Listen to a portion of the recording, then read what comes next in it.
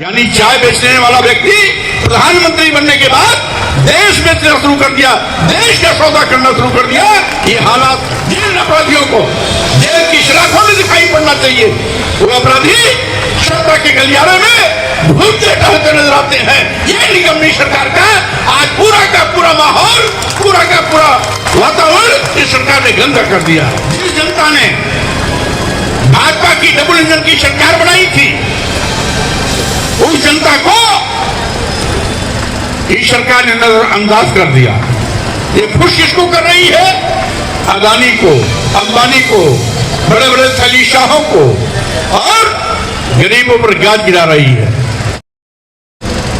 देश का नौजवान सरकार की नीतियों के चलते बेरोजगार हो गया। आज देश के करोड़ों नौजवानों की, करोड़ों बेरोजगार नौजवानों की फौज तैयार हो गई। बड़ी बड़ी डिग्रियां लेने वाले हमारे बेटे बेटियों के सामने रोटी के लाले पड़े हैं। वहीं पर गरीबी का आलम यह है कि 140 करोड़ की आबादी में 80 करोड़ लोग ऐसे हैं जिनकी जिंदगी केवल 5 किलो 10 किलो चावल पे आके अटक गई। जो 80 करोड़ परिवार 5 किलो 10 किलो चावल पर अपनी जिंदगी बिताता है, वो अपने बेटे बेटियों को विश्वविद्यालय पढ़ाने का सपना कैसे दे सकता है? वो अपने बेटे बेटियों को doctor, engineer, professor, advocate, IAS, IPS, PCS या PCS से वैज्ञानिक बनाने का सपना कैसे देख सकता है? यानी ये सरकार देश को कंगाल बना रही है, गरीब बना रही है, लाचार बना रही है, बेबस जिंदगी जीने की प्रश्न पैदा कर रही है। और साथ ही साथ महंगाई का आलम यह है कि आज महंगाई आसमान पर है। आम लोगों का जीना दूभर हो गया है। छोटे छोटे व्यापारियों की कमर GST ने तोड़ दिया है। किसान ठगा महसूस कर रहा है। मोदी जी एंड कंपनी ने नारा दिया था, वादा किया था, हम किसानों को लाभकारी मूल्य देंगे। आज तक किसानों को लाभकारी मूल्य नहीं मिला। ये भी नहीं, पिछले 4 साल से किसान दिल्ली शंभू बॉर्डर पर धरना दे रहा था, एक ही मांग कह रहा था कि अगर आप लाभकारी मूल्य नहीं दे सकते तो हम किसानों की जो उपज होती है उसका न्यूनतम समर्थन मूल्य घोषित कर दिया जाए। वो भी नहीं किया। छुट्टा जानवर किसानों की हरी भरी फसल चर के चौपट कर दे रहे हैं, उस पर भी सरकार अंकुश लगाने में नाकामयाब रही है। हर 400-500 मीटर के फासले पर योगी सरकार को शराब की दुकान खुलवाने की फुर्सत है, लेकिन गांव के उन स्कूलों में जिसमें गरीब के बच्चे पढ़ते हैं, उन गरीब के बच्चे के पढ़ने वाले स्कूलों को योगी सरकार बंद करवाने का पाप कर रही है। अपनी जनता पार्टी ने सरकार के इस फैसले के खिलाफ आंदोलन किया, प्रदेश मुख्यालय पर विशाल धरना प्रदर्शन किया। जिला मुख्यालयों पर जिला अध्यक्ष की देखरेख में हमारे कार्यकर्ताओं ने DM के माध्यम से राज्यपाल को प्रतिवेदन दिया। विकास खंडों में बाइक रैली के माध्यम से हमने उसका विरोध कराया, और जिसका नतीजा हुआ योगी सरकार को घुटना टेकना पड़ा और स्कूल के फैसले को बंद करने का फैसला वापस लेना पड़ा। लेकिन उसके बावजूद भी अभी सरकार की नीयत हमें खोट है। साथियों, आज पूरे प्रदेश में जंगल राज है, गुंडाराज है, कानून व्यवस्था ध्वस्त हो चुकी है। सत्ता के संरक्षण में गुंडे माफिया अपराधी बेखौफ आज दलितों, आदिवासियों, पिछड़ों और जुल्म के अत्याचार और कहर बर्पा कर रहे हैं। पूरे उत्तर प्रदेश के प्रत्येक जिला देखिए, किसी न किसी 4-5 जिलों में किसी दलित की हत्या हो रही है, किसी आदिवासी की हत्या हो रही है, किसी पिछड़े समाज के नौजवान की हत्या हो रही है। हमारी बहन बेटियां बलात्कार दुराचार की शिकार बनाई जा रही हैं। लेकिन सरकार ऐसे अपराधियों के खिलाफ कार्रवाई करने में फेल। अपराधियों को जेल की सलाखों में दिखाई पड़ना चाहिए। वो अपराधी सत्ता के गलियारे में घूमते टहलते नजर आते हैं। ये निगमनी सरकार का आज पूरा का पूरा माहौल, पूरा का पूरा वातावरण इस सरकार ने गंदा कर दिया है। यही नहीं, एक ऐसा खिलाड़ी आया था इस बनारस में जिसने कहा था मुझको गंगा मैया ने बुलाया है। आप लोगों ने उसको सांसद बना दिया। वो चाय बेचने वाला बेटा मोदी प्रधानमंत्री बनने के बाद देश बेचना शुरू कर दिया।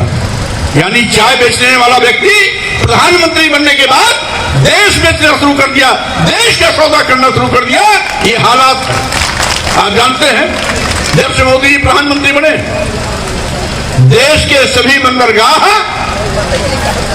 बेच दिए गए, एयरपोर्ट बेच दिया गया, एयर इंडिया बेच दिया गया, बहुतेरे रेलवे स्टेशन बेच दिए गए, कई दर्जन ट्रेनें चलाने के लिए दे दिया गया, LIC जैसी बड़ी संस्था बेच दिया गया। किसके हाथ? अदानी या अंबानी के हाथ, बड़े बड़े थैलीशाहों के हाथ। जिस जनता ने भाजपा की डबल इंजन की सरकार बनाई थी उस जनता को इस सरकार ने नजरअंदाज कर दिया। ये खुश किसको कर रही है?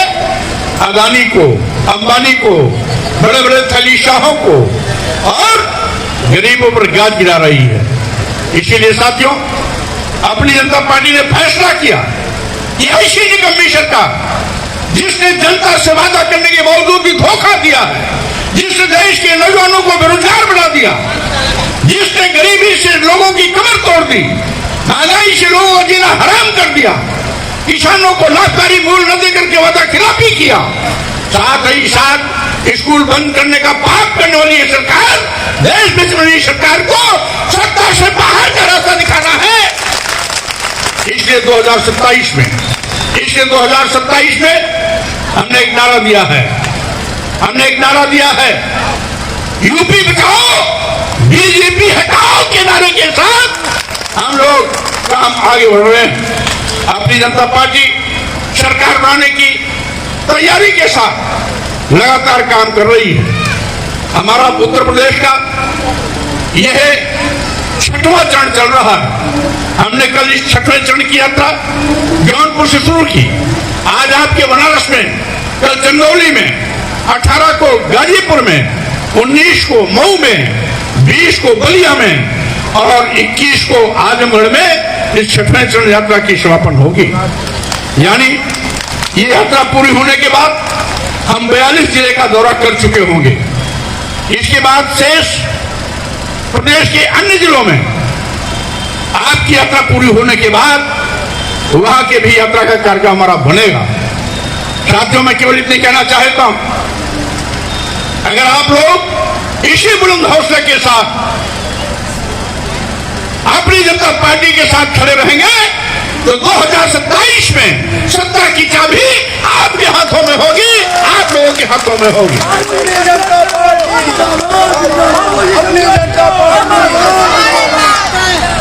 आपके सम्मान और स्वाभिमान के साथ खिलवाड़ करने वाले लोगों को सत्ता से बेदखल करना है।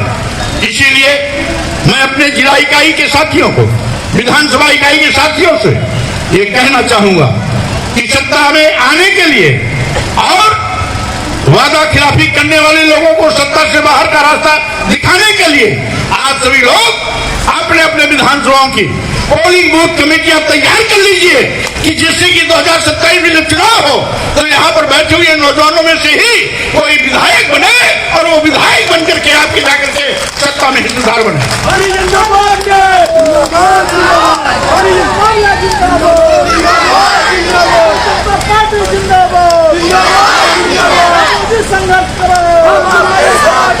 इन्हीं शब्दों के साथ में मैं अपनी सभी बहनों को, मैं अपने सभी भाइयों को, नौजवानों को, बेटियों को बहुत बहुत धन्यवाद देता हूं कि इतनी रात गुजरे और खराब मौसम में भी आप लोग बुलंद हौसले के साथ कहां जमे रहे बहुत बहुत धन्यवाद देते हुए अपनी बात को विराम देता हूँ। धन्यवाद। जय